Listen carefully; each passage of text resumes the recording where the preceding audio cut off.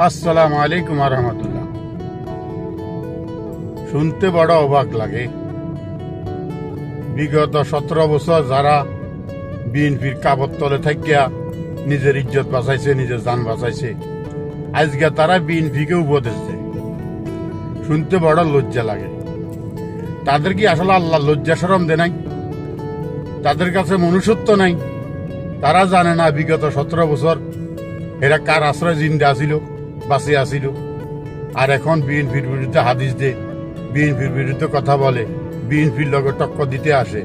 তো আমি তাদেরকে বলতেছি, বিএনপির লগে টক্কর দেওয়ার মতো লোক ইনশাআল্লাহ বাংলাদেশে অনেক কোনো দল জন্ম নেই, নিবেও না ইনশাআল্লাহ।